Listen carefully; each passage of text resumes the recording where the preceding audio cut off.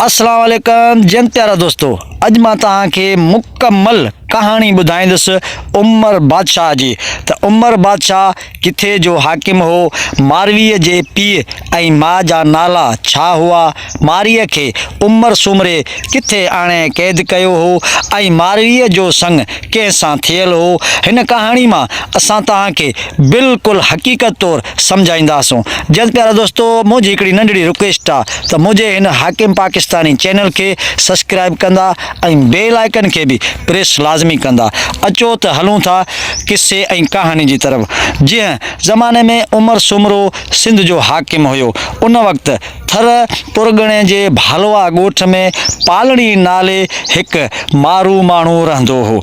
हिन जी ज़ाल जो नालो माॾोई हो। खेनि हिकु धीअ ॼाई जेका ॾाढी सुहिणी हुई, उन जो नालो मारवी रखियाऊं। मारवी जॾहिं वॾी थी त संदसि हुस्न जी हाक हंधनि मागन हली वई। पालणी वटि फोग नाले हिकु कुमी हूंदो हो। फोग जी दिलि में हो त मारवीअ सां शादी करियां। हिकु ॾींहुं वझ वठी पालणीअ खां मारवीअ जो संग घुरियाईं। पालणी मारीअ जो संग संदसि सोट खेत सां अॻु ई करे छॾियो हो। तंहिं करे हिन फोग खे संग ॾियण खां इनकार कयो। फोग साड़ विचां सट सटींदे त कंहिं नमूने संग न मिलण जो पालणीअ खां बदिलो वठां। फोग उमरकोट पहुची उमर सुमरे ताईं मारवीअ जे हुस्न जी ॻाल्हि पहुचाई। उमर बादशाह खे जॾहिं ख़बर पई त मारवी आहे त धनार जी धीअ, पर हुस्न में चोॾींहं जो चंड आहे, हाणे हू हिकदमि मारवीअ खे ॾिसण लाइ आतो थी पियो।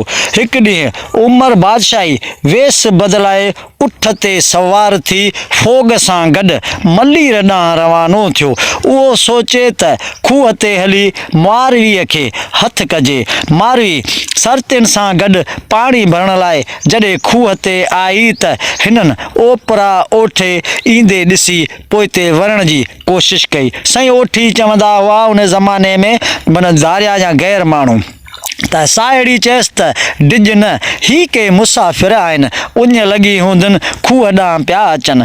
पाणी पीआरण त सवाब जो कमु आहे। साहेड़ीअ जी सलाह ते मारवी अञा मोटीअ ई मस त सवार बि अची पहुता। उठ वेहारे उमर मारी खे चयो त पाणी ढुक त पीआर। मारवी जीअं उमर खे पाणी ॾिनो त हू मारीअ खे ज़ोरी ॿांह खां झले उठ ते खणी रवानो थियो ऐं खेसि पंहिंजे कोट में अची क़ैद कयाईं। राति थी त उमर बादशाह मारी वटि लंघी आयो। छा ॾिसे त मारवी रोई अलाह खां दुआ पई घुरे त परवर मुंहिंजी पत रखिज, मुंहिंजी लोई जी लॼ सलामत रखिज, रब आऊं हिते तुंहिंजे सहारे आहियां। उमर बादशाह चयसि त हाणे रोअण मां कुझु बि न वरंदई, तूं मुंहिंजी पुट राणी थी रह। मारवी चयसि त मुंहिंजो संग खेत सां थियल आहे, ऐं उन जी अमानत आहियां। आस अथमि त जिन जी आहियां तिन सां शाल मिलां। अलाह जे वास्ते मूंखे आज़ादु करे मारुनि ॾांहुं मोकिल।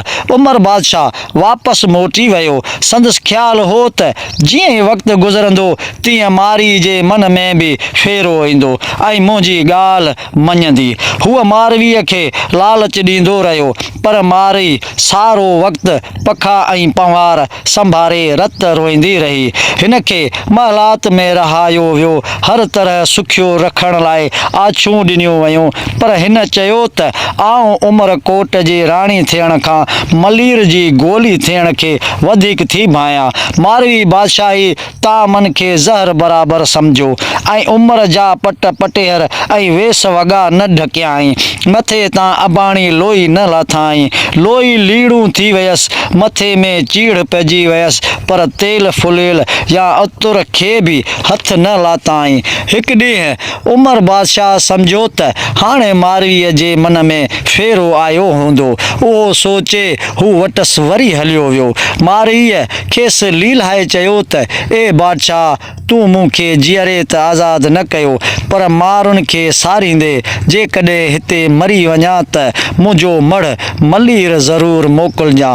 उन ॻाल्हि जो उमिरि ते अहिड़ो असरु थियो जो मारीअ खे आज़ादु करे इज़त ऐं एहतराम सां पंहिंजे मुल्क मलीर ॾांहुं रवानो कयाई। अहिड़ी तरह मारवी पंहिंजे मुल्क मलीर में माण्हुनि सां अची मिली। मारवीअ जे हबुल वतनीअ खे शाह अब्दुल लतीफ़ भिटाई अलैहिस्सलाम ऐं ॿियनि शाइरनि ख़ूब ॻायो आहे। लतीफ़ साईं मारवीअ जे साणीअ वारी सिक खे हीअं साराहियो आहे, वाझाए वतन खे आऊं जे हित मुयास, तूं गोरे मुंहिंजी सुमरा कज पहाड़नि पास, ढक ॾाॾाणे ॾेह जी मंझां वलड़ी वायसि, मियाँ ई जियाज़ जे वञी मढ़ मलीर ॾे।